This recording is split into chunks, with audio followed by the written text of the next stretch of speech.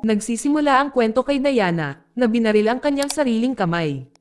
Pagkatapos ang kwento ay bumalik sa Milan, Italy sa taong 2030. Sa Milan, ang militar ay nakatalaga sa buong lungsod na nagbubunsod ng mga protesta sa pagpapalawak ng mga lugar na pangkaligtasan at ang pagtulak para sa libreng pakikipagkalakalan ng armas. Sa oras na iyon ay pumasok si Diana sa punong tanggapan ng isang ahensya ng spy na tinatawag na Manticore Italia. Nandoon din si Luca na isang surveillance agent. Pareho silang binigyan ng assignment ng kanilang amo na si Matteo, upang tiktikan ang iba pang Manticore agent mula sa France at Germany. Gustong malaman ni Matteo kung ano ang kanilang tinatalakay. Lumipat ang eksena sa isang pabrika ng armas na pag-aari ng pamilyang Zani, kung saan sinusubukan ng scientist ang isang bagong sandata sa ilalim ng pagbabantay ni Edo. Sa lalong madaling panahon, ang ama ni Edo na si Ettore ay ang pinuno ng Manticore Italia. Ang bagong sandata na ito ay advanced, dahil maaari itong magbago ng hugis at hindi kapani-pani, walang magaan at maaaring dumaan sa mga metal detector. Kahit na hindi pa ito ganap na nasubukan, si Ettore ay iginigiit na simulan kaagad ang produksyon para makaakit ng mga bagong kliyente. Tiniyak sa kanya ni Edo na ang mga order mula sa isang kliyente na nagngangalang Miller ay magiging maayos. Bukod pa dito, ipinadala ni Ettore si Edo para dumalo sa Manticore Europe meeting.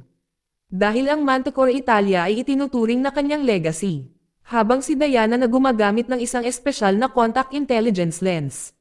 Samantala ang isang pagpupulong ng pinuno ng pribadong organisasyong ito ay nagaganap sa Alps. Bukod kay Edo at sa kanyang ama ay mayroong isang babae na nagngangalang Cecile at isang matandang lalaki na nagngangalang Klein.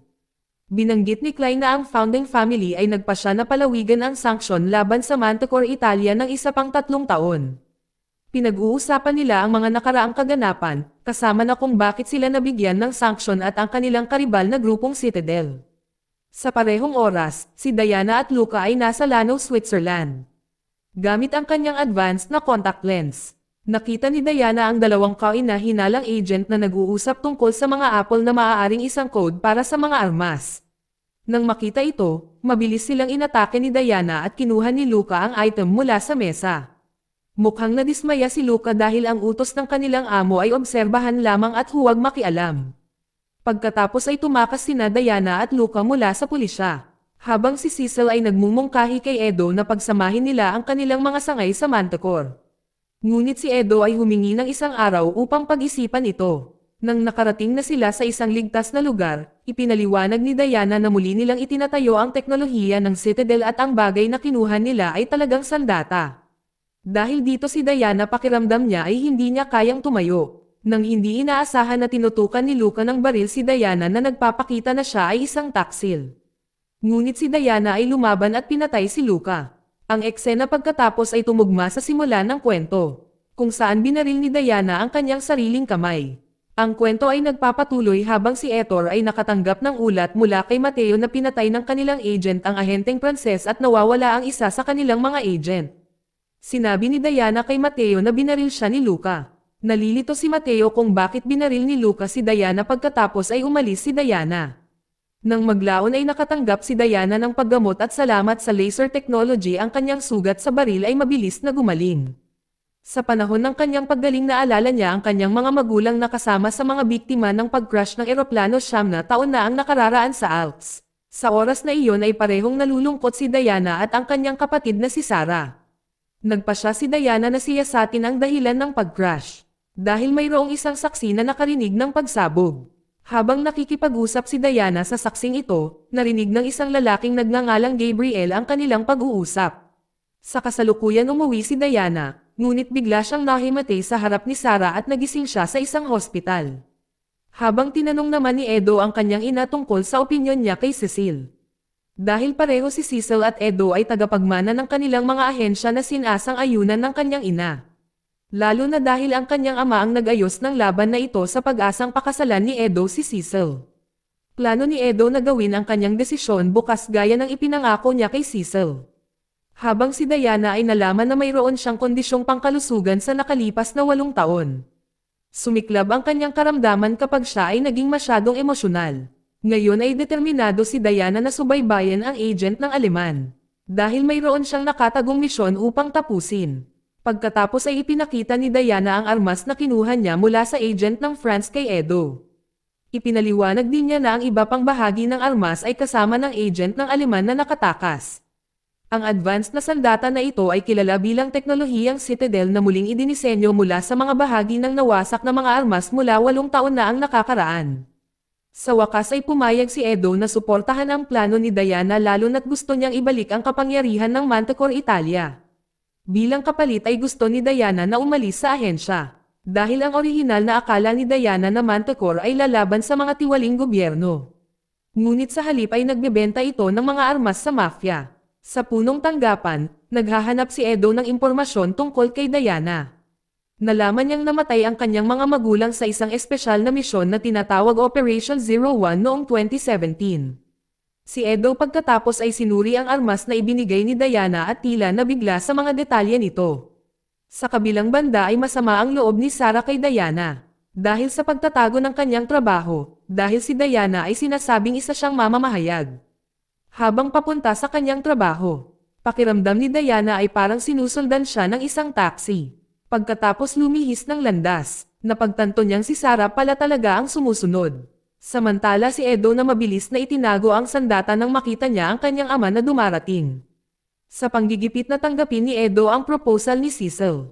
Ngunit ibinunyag ni Edo na si Cecil ay lihim na nagtayo muli ng teknolohiya ng Citadel para sa mga kliyente nang hindi nila nalalaman. Si Cecil na mula sa Manticore France na minsan kasama nila. Ngunit siya ay kaalyado din ng Manticore Germany. Si Edo ay tumangging magpakasal sa isang taong dobleng tumatawid sa kanila. Sinabi niya kay Etor na mayroon siyang plano, ngunit hindi ibinahagi ang mga detalye. Bumalik ang eksena 9 years ago, nang tinanggap ni Diana ang alok mula kay Gabriel na talagang mula sa Citadel. Pumayag si Diana na magtrabaho sa kanya, kung ibunyag niya kung sino ang nasa likod ng pag-atake sa eroplano na ikinamatay ng kanyang mga magulang at 85 iba pa. Ipinaliwanag ni Gabriel na mayroong isang agent ng Citadel na sakay ng eroplano kaya bumagsak ito. Si Diana pagkatapos ay sumang-ayon na sumali sa Citadel at sinimulan ang kanyang pagsasanay sa kanilang spy academy. Bahagi ng kanyang pagsasanay kasama ang pag-aaral kung paano maiwasang mahuli. Pagkatapos maipasa ang kanyang mga pagsusulit, si Diana ay binigyan ng isang lihim na misyon na makalusot sa Manticore bilang double agent. Ang kanyang layunin ay malaman kung ano ang ginagawa ng Manticore. Sa kasalukuyan ay muling nakipagpulong si Diana kay Edo para makakuha ng karagdagang impormasyon tungkol sa sandata. Gayunpaman, ipinaliwanag niya na ang panig ng Pransya ay may napinsalang interception at sistema ng kontrol ng data. Karaniwang hindi binalak ng mga Pranses na makipagpalitan. Dahil nilayo nilang magnakaw mula sa mga Aleman. Bago umalis si Diana, pinaalalahanan siya ni Edo na manatiling ligtas. Sa nakaraan si Diana ay sumasailalim sa matinding mental at pisikal na pagsasanay upang subukan kung gaano niya kahusay makontrol ang kanyang mga emosyon at mga reaksyon bilang isang espiya. Sa kasalukuyan mga 300 kilometro mula sa Milan maingat na nakilala ni Diana ang agent ng Aleman na si Weber na tinanong niya para sa pera kapalit ng sandata ng Pransya. Ngunit biglang nagpaputok si Weber, sa kabutihang palad ay nakatakas si Diana, tulad ng kanyang plano. Habang si Edo sa wakas ay nagpasya na kanselahin ang kanyang pakikipag-ugnayan kay Cecil. Sa ilang sandali matapos si Matteo at lahat ng Manticore Italia ay laking gulat ng mga tauhan nang makitang nahak ang kanilang sistema. At tinawagan si Edo para talakayin ang isyo na ito na lumabas na dulot ito ni Cecil. Ngayon ang lahat ng data ng secret agent kasama ang mga pangalan at address ay nalantad at ang mga agent ay pinupuntirya at pinapatay isa-isa. Kahit na ito ay dahil sa pagtanggi ni Edo sa panukala ni Cecil. Hiniling ni Edo sa kanyang ama na sabihin kay Cecil na ito ay sanhi ng ahensya ng Aleman. Doon ay mabilis na binalaan ni Edo si Diana na sinasalakay ng Manticore France ang lahat ng mga ahente ng Italyano at siya ang nasa tuktok ng kanilang hit list.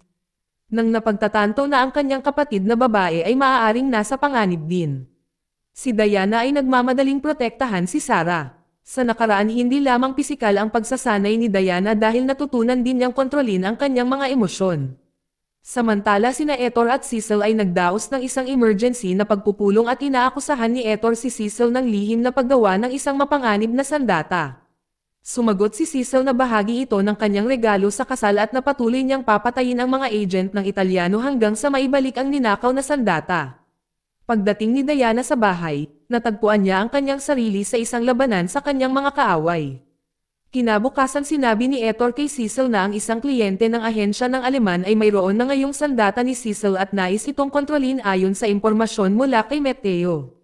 Na naniniwala siya dito, ay inalis ni Cecil ang kanyang mga puwersang nakapalibot kay Diana, mabuti na lamang at ligtas si Sarah kasama si Edo. Wala siyang kamalay-malay na ang kanyang tahanan ay sinalakay. Sa nakaraan noong ika-978 araw ng pagsasanay ni Diana ay nakita niya ang mga pagkasira ng pag-crash ng eroplano na ikinamatay ng kanyang mga magulang. Si Gabriel sadyang iniwasan ang pagsasanay kay Diana at ang mga kasanayan sa pagbaril. Nagtapos na siya at handa nang pumasok sa Manticore.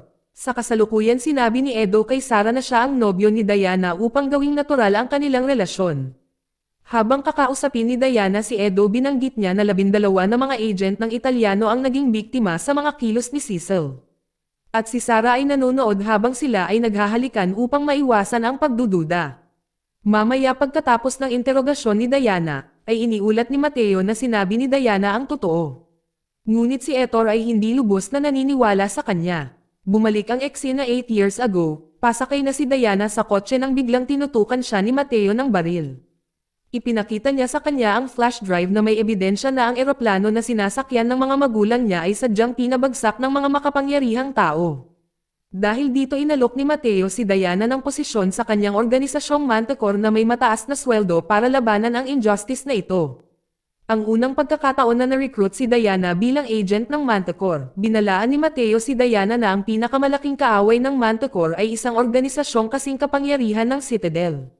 Gayunpaman, si Diana ay lihim na nag-uulat kay Matteo kay Gabriel na sinasabi sa kanya na gusto ng Manticore na kontrolin ang mundo sa pamamagitan ng pagbagsak ng mga sistema sa lahat ng dako. Sa kasalukuyan si Diana at ang kanyang miyembro ng koponan mula sa Manticore Italia ay nilisan ang kanyang nasirang tahanan.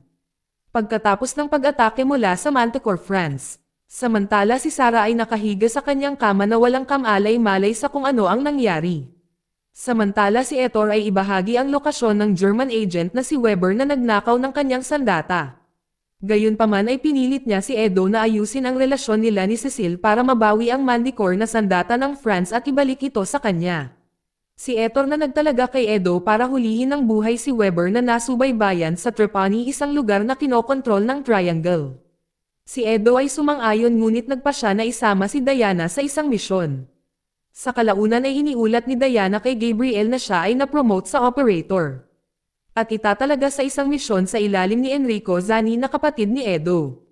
Pagdating nila sa lokasyon, isang matinding labanan ang sumiklab sa pagitan ng Manticore at ng mga agent ng Citadel. Noong mga oras na iyon ay tahimik si Diana na nanunood habang ang dalawang miyembro ng Citadel ay napatay. Sa lalong madaling panahon pagkatapos imbitahan ni Edo si Diana na pumunta sa Serbia upang tugisin ang Aleman agent ng Manticore. Samantala nakipagpulong si Edo kay Magnus ang pinuno ng Triangle para makakuha ng impormasyon tungkol kay Weber. Ngunit hindi nagbibigay ng libreng impormasyon si Magnus, dahil gusto niya ng partnership bilang kapalit, habang si Magnus ay naghahanda ng mga inumin. Lihim na nahak ni Edo ang isang telepono ni Magnus, na may impormasyong nakalap ni Edo mabilis na lumipat si Diana sa kinaroroonan ng kanyang target. Muli hinarap ni Diana si Weber, isang habulan ang nagsimula na humahantong sa isang malapit na labanan sa pagitan ng dalawang agent hanggang sa mapatay si Weber. Gayunpaman si Diana ay hindi mahanap ang sandata na hinahanap niya. Pagkatapos marinig ito, sinabi sa kanya ni Edo na lumipat sa Plan B. Pumunta si Diana upang makipagkita kay Edo sa kanyang hotel. Kahit na medyo nabigo dahil si Weber ay dapat na makuha ng buhay.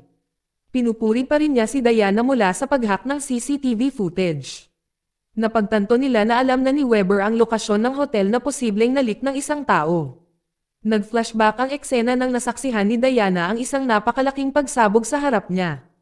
Agad siyang pumunta sa Citadel Training Center at nakipagkita kay Gabriel, hiniling niya kay Diana na manatiling undercover sa Manticore. Dahil ang mga eksperto sa Manticore ay gumagawa ng isang bagong sandata na maaaring masubaybayan ang lahat ng kanilang mga agent. Nang marinig ito, na napagtanto ni Diana ang pag-atake na ito na maaaring maging isang distraction para sa isang bagay na mas malaki. Binigyang diin ni Gabriel na kailangang malaman ni Diana kung ano iyon. Sa kasalukuyan, si Diana ay lumalapit kay Edo, na determinadong ibunyag ang lahat at ipaghiganti ang pagkamatay ng kanyang mga magulang. Gayunpaman, ang kanyang karamdaman ay sumiklab muli. Sa ibang pagkakataon ay ibinalita ng ama ni Edo sa kanya na ang kuha ng CCTV na nagpapakita kay Weber sa Edo's Hotel ay peke. Bigla na lamang inihayag ni Etor ang German weapon na hawak niya na humahantong sa pagkakahuli kay Diana. Naghinala si Etor na sina Edo at Diana ay may pinaplano sa likuran niya. Sinabi ni Edo na ginawa niya ang lahat para sa kapakanan ng ahensya. Ngunit isang bigong Etor nagpasya na paalisin si Edo mula sa Manticore. Matapos itapon si Diana sa isang selda ang kanyang espesyal na contact lens ay na-deactivate. Nang nalaman na si Diana ay tinanong, si Edo nagmamadaling pumunta sa punong tanggapan ng Manticore. Kahit na sa una ay naharang ang kanyang pagpasok, ginamit ni Edo ang kanyang espesyal na relo para makapasok sa lugar ng bilangguan. Sinabi ni Edo kay Diana na gusto lang ng kanyang ama ang armas ng Aleman. Pagkatapos ay sinabi ni Diana kay Edo na nakita niyang pinatay ng agent ang kapatid ni Edo sa bilangguan na iyon. Matapos makipag-usap kay Diana, hinarap ni Edo ang kanyang ama na ibinubuhos ang kanyang pagkabigo. Kahit na sinasabi ni Etor na may sariling siyang dahilan. Si Edo pagkatapos ay nagmumungkahi na salakayin ang Manticore France upang makuha ang kanilang bahagi ng sandata at mabawi ang kapangyarihan. Si Edo ay likas na matalino sa armas at security technology, kaya si Etor ay sineseryoso ang kanyang mga salita. Ang eksena ay nag-flashback sa 8 taon na ang nakakaraan, kung saan si Edo ay romantikong nasangkot kay Cecil. Ngunit ayon sa kasunduan ng kanilang pamilya ay mauuna ang pangangailangan ng Manticore. Ang hindi alam ni Edo na ang kanyang pamilya ay binomba ang 2 simbahan sa Milan para gambalain ang mundo at palihim na lipulin ang Citadel. Nakaramdam ng matinding pagtataksil si Edo nang malaman niyang ang kanyang pamilya ay pumatay ng daan-daan para lang labanan ang kanilang kaaway. Pabalik sa kasalukuyan, inamin ni Diana ang pagkakasala at hiniling kay Etor na ibigay siya sa Manticore France. Hindi niya iniisip na ipagsapalaran ang kanyang buhay doon. Habang plano niyang nakawin ang sandata ng Manticore France at ihatid ito kay Etor. Sa wakas ay nagbago ang isip ni Etor at nagtatanong kung paano ito gagawin ni Diana. Si Diana ay nagpaliwanag ng kanyang plano na parang Trojan horse na ginamit ng Spartan Army. Ang kwento ay nagpatuloy habang ang 3 pinuno ng Manticore Europe ay muling nagkita at umaasa na maibalik ang pagkakapantay-pantay. Ngayon ay nakatutok na sila sa pagtalakay sa armas. Pagkatapos ng pagpupulong ay lihim na sinabi ni Etor kay Clint na peke ang French Manticore na sandata habang sinubukan siyang linlangin ni Cecil. Habang si Diana ay sinamahan ng puwersa ng Manticore Italia. Sumang-ayon si Etor na sundin ang plano ni Diana, dahil naniniwala siyang makakatulong ang sandata sa kanya na kontrolin ang mundo. 8 taon na ang nakararaan nagluksa si Edo at ang kanyang pamilya sa pagkamatay ni Enrico matapos siyang mapatay sa isang mission sa pag-atake sa Citadel. Si Etor ay nagpapaalala kay Diana ng kaganapang ito mula 8 taon na ang nakaraan noong nagtrabaho siya sa ilalim ni Enrico hanggang sa makalusot sa base ng Citadel. Maraming tropa ng Manticore ang lihim na pumasok sa teritoryo ng kaaway. Sa kasalukuyan si Diana ay ipinadala sa Manticore France upang kunin ang sandata. Personal na pinangunahan ni Edo ang paghahatid kay Diana sa Manticore France. Ngunit ito ay talagang bahagi ng kanilang sikretong misyon para makuha ang sandata. Si Diana na inaakusahan siya ng pagpatay sa agent ni Cecil, habang si Diana ay dinala sa isang mataas na selda ng seguridad. Biglang sumigaw si Diana na nagbabala na ang pamilya Zani ay may nakatagong plano at hindi sila dapat payagang sumakay ng eroplano. Nang marinig ito, si Cecil ay bumisita kay Diana. Iginiit ni Diana na niloloko ni Edo si Cecil dahil alam nilang peke ang sample ng armas. Sinadya niyang pukawin si Cecil para itulak siya sa isang tunggalian sa politika. Kahit na sinabi ni Diana na gusto niyang sumali sa Manticore France. Ang eksena ay nagbabalik sa pag-atake sa base ng Citadel 8 taon na ang nakakaraan. Dito nabunyag ang katotohanan na si Diana talaga ang pumatay kay Enrico. Gayunpaman sinabi ni Diana na ang scientist ang responsable sa pagkamatay ni Enrico. Sa kasalukuyan bago si Edo at ang kanyang koponan sumakay ng eroplanong. Nahuli sila ng Manticore France Forces. Habang dinadala sila pabalik sa headquarters, ginagamit ni Edo ang kanyang biometric tech para i-hack at i-disable ang kanilang mga security system. Pagkatapos ay si Mateo at ang team gumawa ng hakbang gamit ang mga armas na disenyo ni Edo na maaaring makalampas sa mga detector ng metal. Sa isang mabilis na galaw na gawa ni Edo na makulong ang lahat ng puwersa ni Cecil sa isang silid. Sa mga oras na iyon madaling napalaya ni Edo ang kanyang sarili mula sa kanyang mga posas. Ngayon ay nagtutulungan sina Edo at Diana upang magnakaw ng sandata sa Manticore, France. Sa isang tensyonado na sandali isinasaalang-alang ni Diana na ibagsak si Edo habang hinahak niya ang formula ng armas. Ngunit sa huli ay hindi niya magawang gawin ito. Sa huli ay bumalik si Edo sa Italy, iniabot niya ang data ng armas kay Matteo na ipinasa ito sa kanyang ama. Ipinagmamalaki ni Ettore ang trabaho ng kanyang anak. Pagkatapos si Diana ay nakatanggap ng mensahe mula kay Gabriel. Sinabi niya sa kanya na bumagsak ang Citadel at si Diana ang huling agent na naiwan. Sa mga pag-atake sa buong mundo na winasak ang Citadel at ang mga agent ng Manticore ay lihim na kumukuha ng natitirang mga armas ng Citadel upang i-recycle ang mga ito. Na itinago ito mula sa Manticore, Germany at France. Ang trahedya mula 8 taon na ang nakakaraan ay nagpapaliwanag kung bakit ang Manticore Italia ay pinahintulutan ng Konseho ng Manticore. Dahil lihim nilang itinatago ang mga sandata ng Citadel na may mga bahaging papunta sa Germany at France. Sinubukan talagang sirain ni Diana ang mga armas na ito dahil siya ang huling agent ng Citadel. Makalipas ang 1 buwan, salamat sa kanyang tagumpay naupo si Edo sa Manticore Council. Si Cecil at Klein ay hindi maaaring hamanin siya, dahil kontrolado na ni Edo ang makapangyarihang teknolohiya ng armas na pinangalan ng Jupiter Edo. Nagpupumilit pa rin si Edo na gawing perpekto ang sandata dahil sa masalimuot nitong teknolohiya. Pagkatapos ng pagpupulong nagulat si Edo nang biglang lumitaw si Diana matapos mawala ng 1 buwan. Sinabi sa kanya ni Diana na namiss siya nito at gumawa sila ng isang bagay na romantiko. Sinabi ni Edo kay Diana ang katotohanan na ang kanyang mga magulang ay pinatay dahil sa mga aksyon ng Manticore.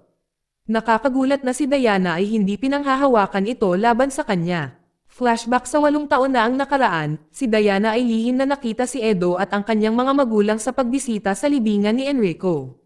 Si Edo ay nagpapaliwanag na ang Jupiter na armas ay maaaring kontrolin ang mga tao. Ang bahagi ng Manticore French na gumagana bilang isang microscopic interception system na sinamahan ng Manticore German. Isang biotech component na itinanam sa katawan ng isang tao. Kung may Jupiter hindi nila kailangang etap ang telepono o pag-hack ng mga computer. Dahil ang mga tao mismo ang nagiging mapagkukunan ng impormasyon upang matiyak ang kapayapaan at seguridad sa daigdig. Ngunit kung konektado sa ikatlong elemento ay maaaring maging mas destruction na armas ang Jupiter tulad ng atomic bomb na isang bagay na ninanais ng ama ni Edo. Biglang napansin ni Edo ang isang kakaibang bagay. Ang sa bulsa ni Diana ay isa talaga itong Citadel Access Key. Ngunit tinawag ito ni Diana na kanyang lucky charm. Pagkatapos ay nagpasya si Edo na sabihin sa kanyang ama ang tungkol sa relasyon nila ni Diana kahit na ang ama ay tila hindi pumayag. Samantala hindi mapalagay si Diana kahit na umiinom ng tubig mula sa gripo matapos marinig ang paliwanag ni Edo tungkol sa Jupiter. Naghanda si Edo ng 10 milyong particle ng Jupiter para sa pagsubok at sinabihan si Diana na kabisaduhin at sirain ang activation code. Si Ettore gayunpaman ay naghinala kay Diana kahit na sinusuportahan ng kanyang asawa ang desisyon ni Edo. Sa lalong madaling panahon pagkatapos magulat si Edo sa kanyang ama na nakumpleto na niya ang ikatlong elemento ng Jupiter. Subalit may isang kondisyon si Edo bago ito ibigay sa kanya. Gusto niyang ma-promote si Diana bilang manager ng Manticore Italia at pumalit kay Matteo. Pumayag si Ettore na e-promote si Diana, nang gabi ring iyon. Ngunit sa likod ni Edo ay lihim siyang nagplano ng isang bagay kasama si Matteo. Kalaunan si Matteo, Diana at ang team ng Manticore Italia ay nagtungo sa isang water tower. Sabay-sabay na nabigla si Edo nang ibunyag ng kanyang ina na planong patayin ng kanyang ama si Diana. Sinubukan ni Edo na kontaken si Matteo, ngunit hindi tumugon si Matteo.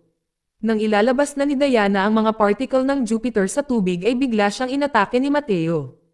Habang si Edo nagalit ay lihim na pinapasok ang mga particle ng Jupiter sa inumin ng kanyang ama. Si Edo pagkatapos ay pinilit na tawagan si Matteo upang ihinto ang misyon na patayin si Diana. Ngunit tumanggi ang ama kaya naman napilitan si Edo na tapusin ang kanyang ama. Habang si Diana ay nakaligtas sa tulong ni Gabriel na lumabas na buhay pa. Dito nagtatapos ang kwento. Salamat sa panonood kaibigan.